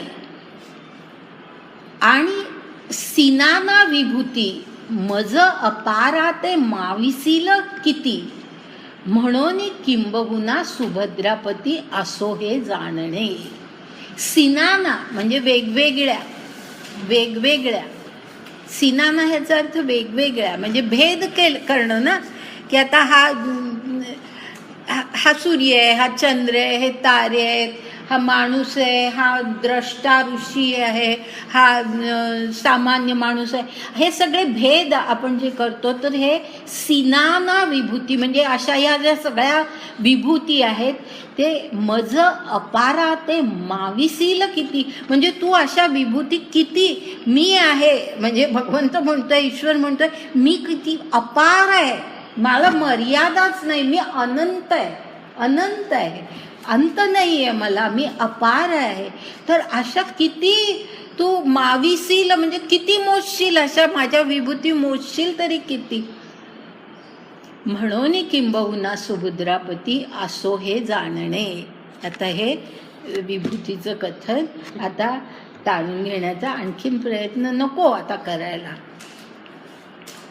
आता एवढंच तू लक्षात ठेव. काय तर पुढे आता पै माझेनी एके अंशे हे जग व्यापिले असे या लागी भेद सांडूनी सरीसे साम्ये भज.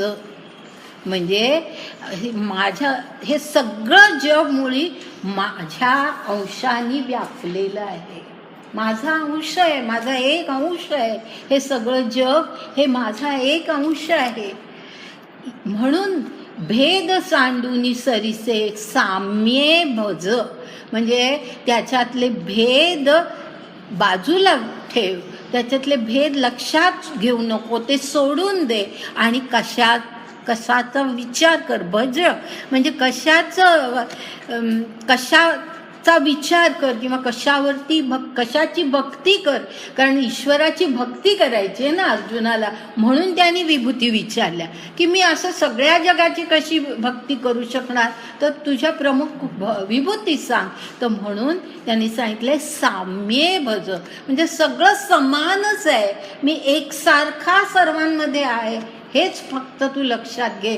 आणि या एकसारखेपणाला, ह्या समानतेला तू भज. ह्या भेदाला तू विसर आणि समानतेला तू भज. ऐसे पुढे जाते, ऐसे विबुधवन वसंते तेणे विरक्ताचेनी एकांते बोलिले जेथ श्रीमंते श्रीकृष्ण देवे. आता हा जो पहिला शब्द आहे तो नीट वाचा, म्हणजे तिथे संते असा शेवट नाहीये, वसंते असं आहे ते. विबुधवन वसंते असा शब्द आहे, विबुधवन वसंते. नाही, विबुधवन वसंते म्हणजे ज्ञानी जे पुरुष आहेत, ज्ञानी पुरुष रूपी वसंत असा त्याचा अर्थ आहे. ज्ञानी पुरुष रूपी वसंत. विबुधवन असा एकत्र शब्द आहे तो. विबुधवन म्हणजे ज्ञानी पुरुष. तर ज्ञानी पुरुष रूपी वसंत म्हटलंय त्याला. आता वसंत असं म्हटलंय कारण वसंत ऋतूमध्ये सगळं काही फुलून येतं. तर असा हा म्हणजे भगवंतानी, आता हे कोण म्हणतंय तर ज्ञानदेव म्हणतायत. आता हा जो उल्लेख आहे विबुधवन वसंते, हा जो उल्लेख केलेला आहे हा ज्ञानदेव करतायत. ते श्रोत्यांना असं सांगतायत, ते आपल्याला असं सांगतायत की असा जो ज्ञानी पुरुष रूपी वसंत आहे तेणे, आता लक्षात आलं ना, तेणे म्हणजे त्यांनी, विरक्ताचेनी एकांते म्हणजे तो कसा आहे त्याचं आणखी एक वैशिष्ट्य सांगितलंय त्यांनी. विरक्ताचेनी एकांते म्हणजे विरक्त माणसांना एकांत हवा असतो, त्यांना विरक्त आहे, ते सगळ्यापासून दूर झालेले आहे, तर त्यांना एकांत हवा असतो. पण तो एकांत त्यांना ह्या ईश्वराच्या सहवासात हवा असतो. म्हणजे सहवास कोणाचा? बाकीच्यांचा नकोय, ईश्वराचा सहवास. तर म्हणून म्हटलंय की विरक्ताचेनी एकांते म्हणजे तो भगवंत कसा आहे, तो विरक्तांचा एकांत आहे. म्हणजे दोन अगदी विरोधाभास असणाऱ्या अशा गोष्टी एकत्र आणल्यात त्यांनी.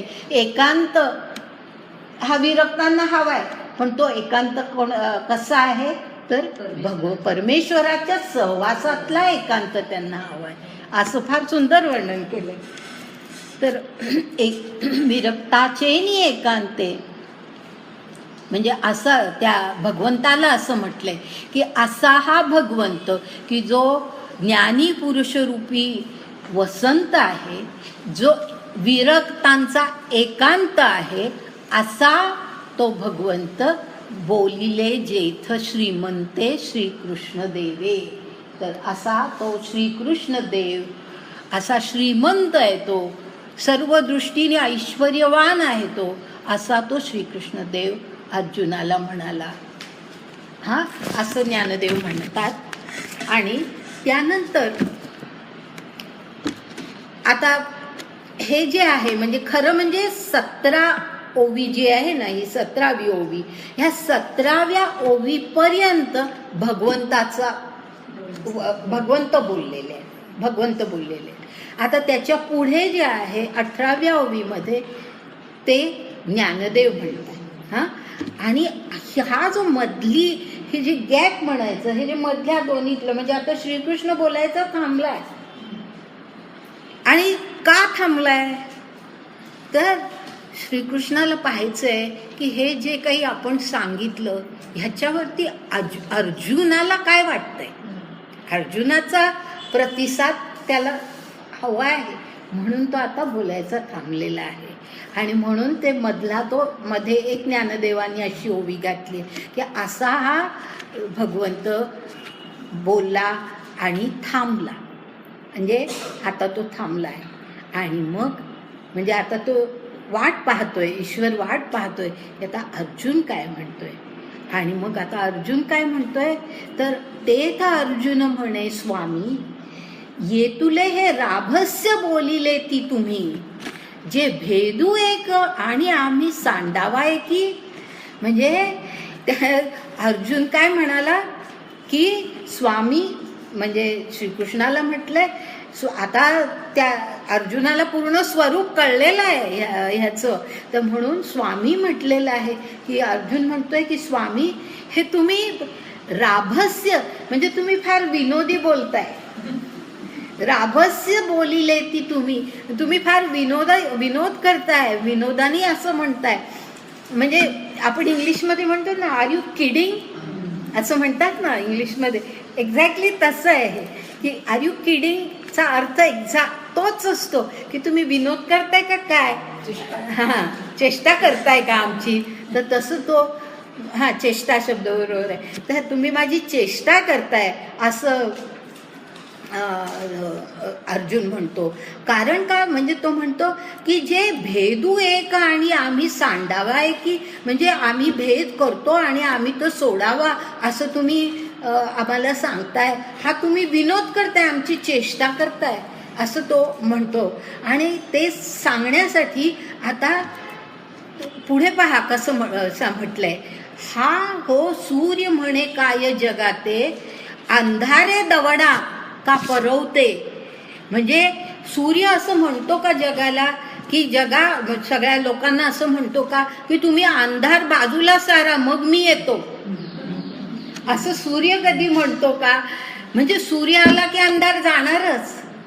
म्हणजे आता ह्यामध्ये काय सांगायचंय, अशा उपमा सुंदर दिलेल्या आहेत की ह्यामधून काय सांगायचंय की श्रीकृष्णाने एवढं बोलल्यानंतर आता भेद उरणार आहे कुठे. आणि ते फार सुंदर शब्दात पुढे सांगितलेलं आहे त्यांनी, हा हो सूर्य म्हणे काय जगाते, अंधारे दवडा का परवते, केवी धसाळ म्हणे देवा तू ते, तरी अधिक हा बोलू. म्हणजे असं तुम्ही देवा तुमचं बोलणं हे असंच धसाळ आहे. धसाळ म्हणजे पुन्हा विनोदी, चेष्टायुक्त अशा प्रकारचं तुमचं बोलणं आहे.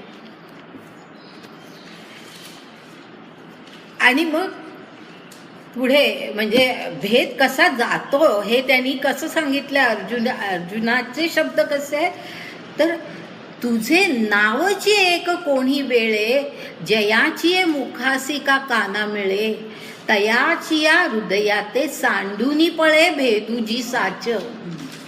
किती छान आहे की एकदा तुझं नाव मुखामध्ये आलं, कानावर पडलं, आणि हे नुसतं कानावर पडलं आणि मुखामध्ये आलं, हे वरवरचं बाहेरचं नव्हे. तोंडातून नाव घेणं फार सोपं असतं आणि कानी पडलेलं ऐकणं फार सोपं असतं. हे आत शिरलंय, हात हृदयात शिरले असा त्याचा खरा अर्थ आहे.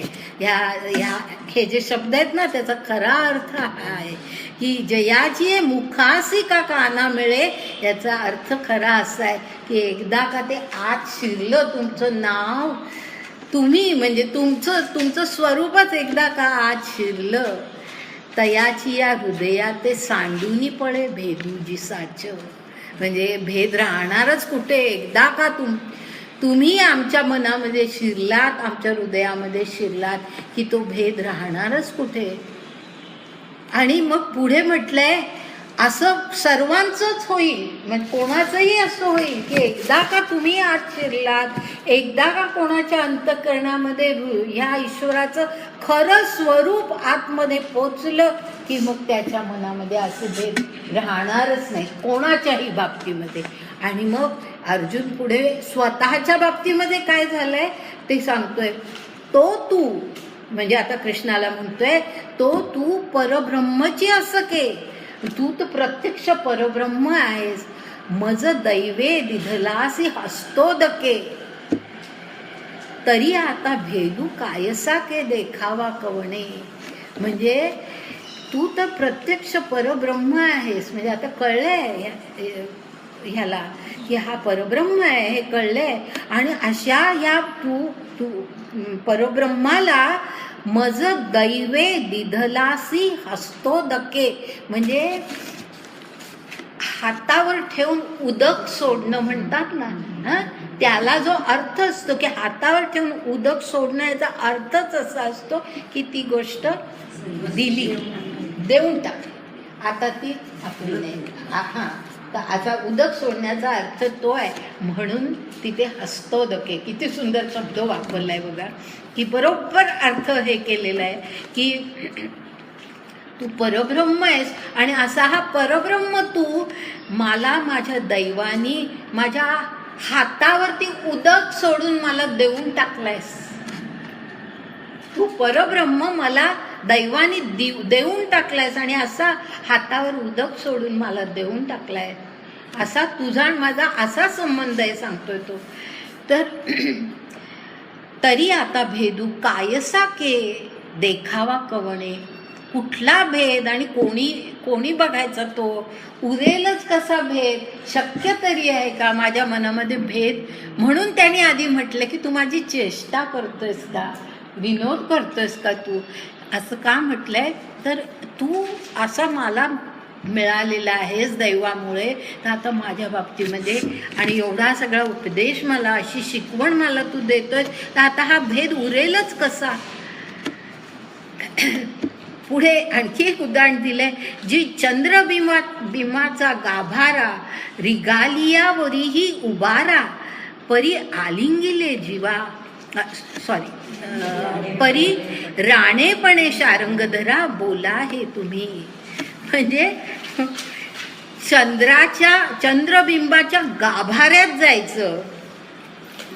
आता चंद्राचं सर्वात महत्वाचं लक्षण म्हणजे तो शीतल असतो. तर चंद्रबिंबाच्या गाभाऱ्यात जायचं आणि तिथे गेल्यानंतर उबारा म्हणजे खूप उकडतंय असं म्हणायचं. म्हणजे बरोबर असं उदाहरण दिलेलं आहे की असं शक्य तरी आहे का की तिथे पोचलं की उकडणारच नाही, तो शीतलच आहे. तर अशा प्रकारे चंद्रबिंबाचा गाभारा रिगालियावरही उभारा, परी राणेपणे शारंगधरा बोलाय तुम्ही.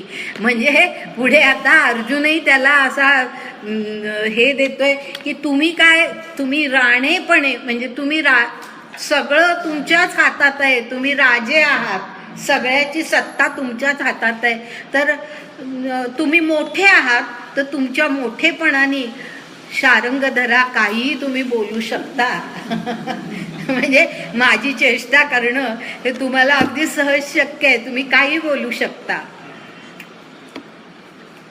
तेच आता असं अर्जुनाने बोलल्यानंतर आता कृष्णाचं हे काय झालं, श्रीकृष्णाचा त्याला प्रतिसाद काय आहे. तर तेथ आता ज्ञानदेव सांगतायत आपल्याला, तेथ सावियाची परितोषोनी देवे, अर्जुना ते आलिंगले जीवे, मग म्हणे तुवा न कोपावे आमुचिया बोला. काय सुंदर आहे, आपल्या पुढे उभं करतात ज्ञानदेव ना. त्यांचं अत्यंत सुंदर शैली, म्हणजे अगदी तो प्रसंग नाट्यपूर्णतेने आपल्या पुढे ते उभा करतात की जणू काय आपल्या समोर एक घडतंय की असं साविया म्हणजे श्रेष्ठ, हा जो श्रेष्ठ आहे हा देव, तो इतका आनंदला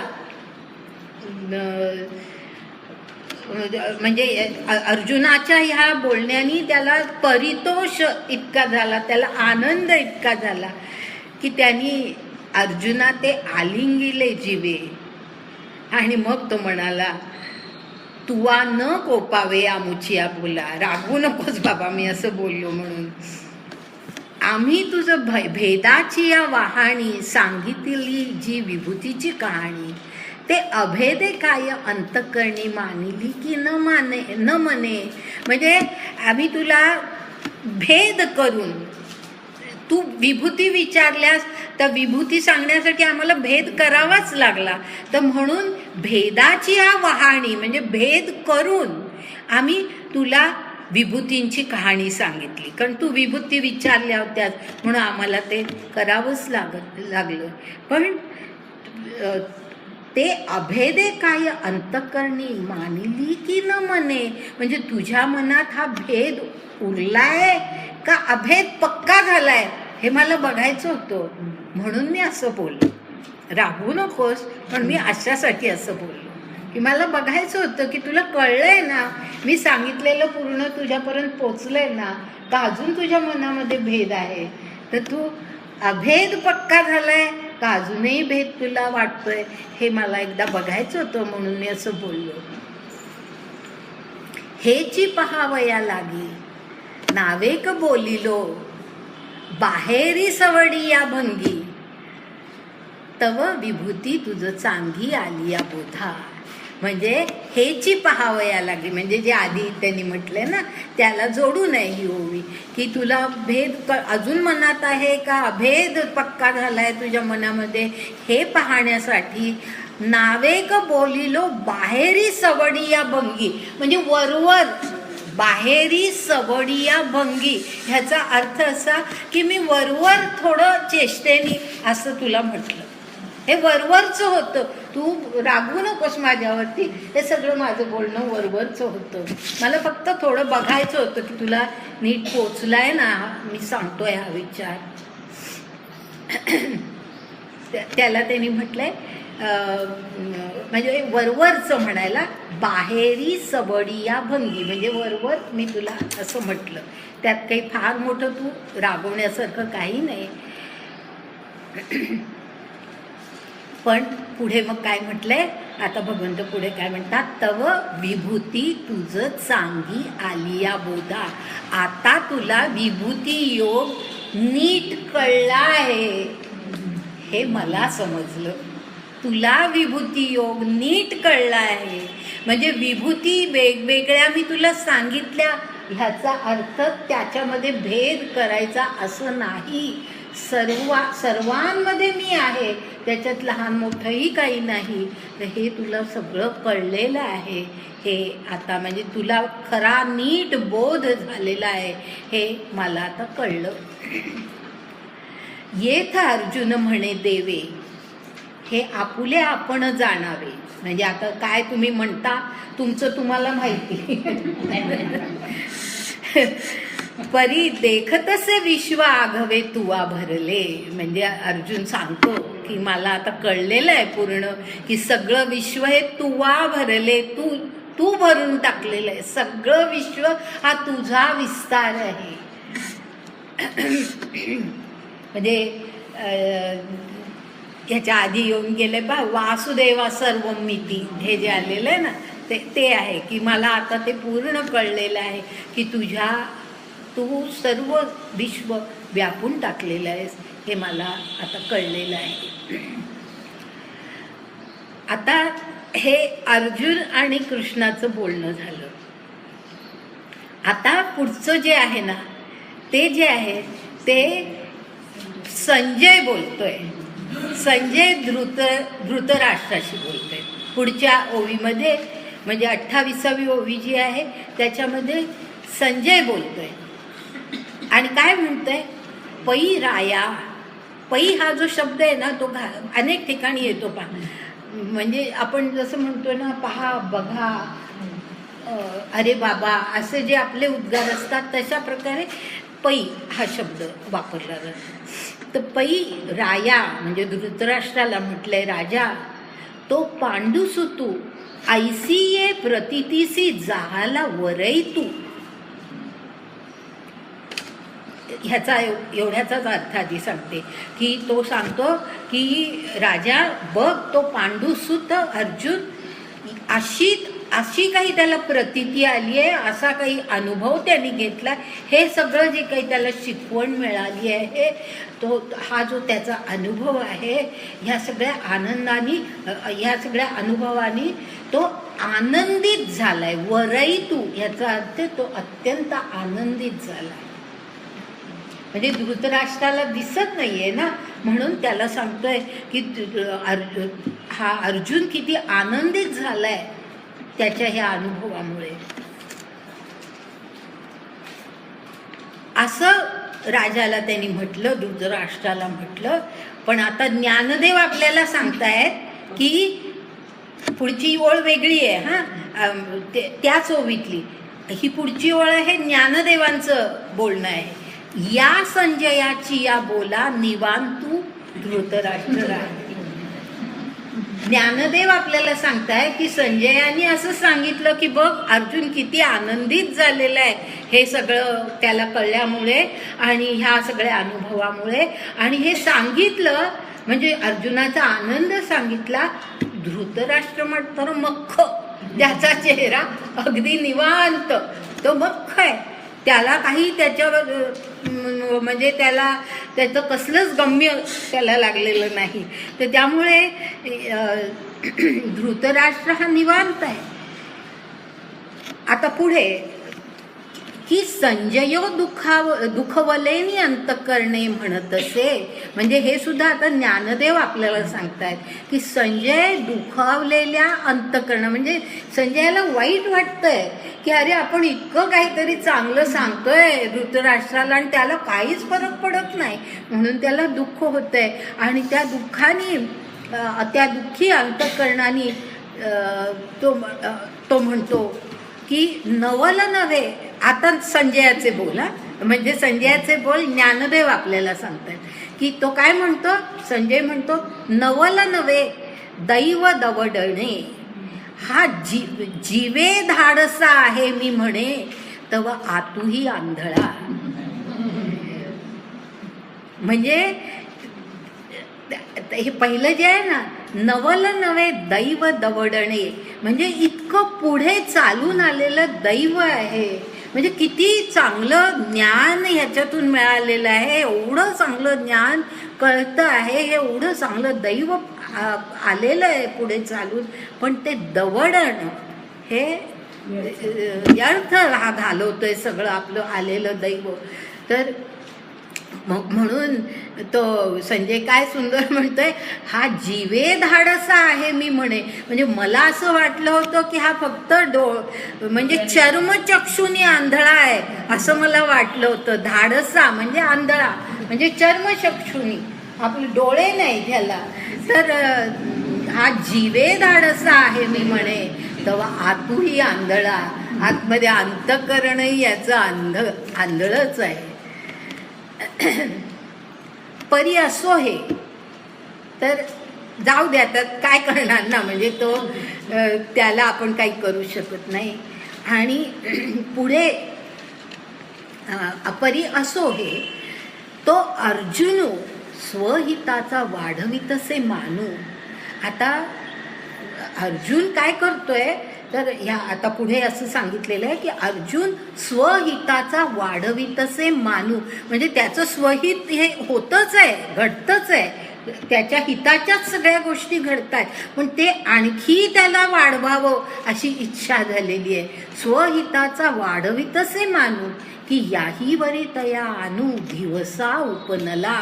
म्हणजे आता आणखीन काहीतरी मागण्याची दिवसा, म्हणजे आणखी काहीतरी त्याच्या मनामध्ये एक उर्मी आली, आणखीन एक विचार आला, आणखी एक इच्छा त्याला झाली की आपल्याला जी काही अनुभूती आता मिळते ह्याच्यापेक्षा आणखी काहीतरी चांगली अनुभूती आपल्याला मिळावी अशा प्रकारची इच्छा त्याला, अचाट इच्छा हे काय दिवसा उपनला असा जो शब्द आहे ना, त्याचा अर्थ हे काय म्हटलं मी आता, अद्भुत, अचाट इच्छा, उत्कट इच्छा किंवा अचाट अशी इच्छा. उत्कट म्हणण्यापेक्षा सुद्धा अचाट म्हणजे आणखीन, म्हणजे काहीतरी सामान्य नाहीच, काहीतरी फार भयंकरच आणखीन तो मागतोय. अचाट अशी इच्छा त्याला झाली, दिवसा उपनला. आणि मग काय तो दिवसा काय आहे तर म्हणे, आता तो म्हणे म्हणे हेची हृदया आतुली प्रतिती बाहेरी अवतरो का डोळ्याप्रती ये आरतीचा पावली मती उठती झाली. म्हणजे मी आता आतमध्ये, हृदयात आतमध्ये, अंतःकरणामध्ये मी सगळी अनुभूती घेतली. म्हणजे ईश्वराचं स्वरूप, हे सगळं जग या ईश्वराने व्यापलेलं आहे, ही अनुभूती मी आता घेतलेली आहे. ही प्रतीती मला आतमध्ये आलेली आहे, मला कळलंय आतमध्ये. पण बाहेरी अवतरो का डोळ्याप्रती, माझ्या डोळ्यांनी मला एकदा बघितलं तर मला जास्ती बरं वाटेल. ही अनुभूती मला डोळ्यांनी दिसावी. बाहेरी अवतरो का डोळ्याप्रती ये आरतीचा, आरती म्हणजे इच्छा, उत्कट इच्छा, अशी उत्कट इच्छा ये आरतीचा पावली मती उठती झाली. म्हणजे ही त्याच्या बुद्धीमध्ये, त्याच्या मनामध्ये अशा प्रकारची एक इच्छा निर्माण झाली. आणि ती इच्छा पुढे काय तो म्हणतो, मिया इहीच दोही डोळा झोंबावे विश्वरूपा सकळा एवढी हाव तो दैवागळा म्हणून करी. म्हणजे तो आता त्याची इच्छा काय आहे तर मी ह्या दोन्ही डोळ्यांनी मी त्या विश्वरूपाला, कारण हे विश्वरूप आहे ना, सगळ्या विश्वामध्ये तोच ईश्वर भरून राहिलेला आहे, हे त्याचं विश्वरूप आहे. तर ते विश्वरूप मी डोळ्याने झोंबावं, म्हणजे आलिंगन द्यावं. माझ्या म्हणजे फार सुंदर शब्द आहे तो, की माझ्या डोळ्यात ते आतमध्ये पोचावं, अगदी आलिंगन देणं ज्याला म्हणतात, झोंबावं, की त्याच्याशी इतकं मी एकरूप होऊन जावं. झोंबावं विश्वरूपा सकळा एवढी हाव, म्हणजे अशी त्याला हाव, आणखीन इच्छा निर्माण झाली. आणि ती का दैवागळा म्हणून करी. तो खरोखरच त्याचं दैवच असं आगळंच आहे, असं आगळं दैवच घेऊन जन्माला आलेला आहे तो. आणि म्हणून तो अशा प्रकारची त्याच्या मनामध्ये आता इच्छा निर्माण झाली. आणि खरोखरच कोणालाही हे अशा प्रकारचं दैव आत्तापर्यंत प्राप्त झालं नाही, ते त्याला प्राप्त झालंय म्हणून त्याला दैवागळा म्हटलेला आहे. दैवागळा म्हणून करी आजी तो कल्पतरूची शाखा म्हणून वांझोळे न लगती देखा जे जे येईल तयाची या मुखा ते साच करी तसे येरू. येरू म्हणजे इथे भगवंत, तो म्हणजे भगवंत. हा अर्जुन कसा आहे, आजी तो कल्पतरूची शाखा म्हणजे कल्पवृक्षाची एक फांदीच आहे. म्हणून वांझोळे न लगती देखा, म्हणजे वांझोळे याचा अर्थ वांझ फुलं, वांझ फुलं ह्याचा अर्थ की ज्या फुलाला फळ लागत नाही त्याला वांझ. आपण वांझ हा शब्द अशाच अर्थी वापरतो. तर वांझोळे असा जो शब्द आहे तरूच्या बाबतीमध्ये तो अशा अर्थाने आहे की ज्या फुलाला फळ लागत नाही असं फूलच मुळी, असं वांझ फूल ह्या कल्पतरूच्या शाखेला लागणंच शक्य नाही. कल्पतरूची शाखा आहे ती, जे जे येईल तयाची या मुखात ते साच करीत असे येरू. तो जे काही म्हणेल ते भगवंत सत्य स्थितीमध्ये आणणारच आहे. तर असंच दैव, त्याचं आगळं दैव आहे. एखादी ओवीमधली सोडू, पुन्हा पुन्हा अनेक गोष्टी येतात.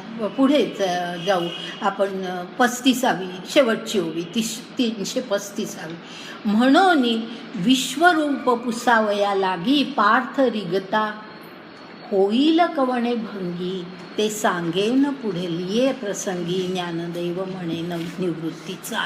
म्हणजे हे जे विश्वरूप जे त्यांनी आता आपल्याला पाहावं असं त्यांनी जे काही म्हटलेलं आहे किंवा तो म्हणणार आहे, अजून म्हणाला नाही आहे तो जे म्हणणार आहे, आणि मग त्याला तो विश्वरूप कसं दाखवणार आहे ते पुढच्या प्रसंगी म्हणजेच पुढच्या अध्यायामध्ये सांगितलं जाईल असं ज्ञानदेव म्हणतात. आज इथे थांबू आपण.